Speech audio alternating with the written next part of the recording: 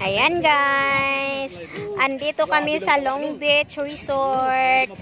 Ayan, kailangan namin ng nakabili kami ng isda. Oh, isipin mo, sobrang dami guys, 300 pesos lang po yan. Sa sobrang dami, ang gagawin namin ay magtola. Ayan, yan po yung kaldero na tutulahan. Hala, tagay muna daw bago daw maligo. Tagay daw muna sila bago ligo. Si Bibi nandoon na sa pinaka ayun Ayan si Bibi.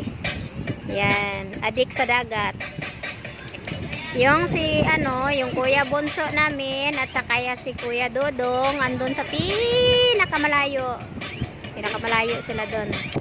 Ayan, yan yung aso dito sa Long Beach na panay panghingi.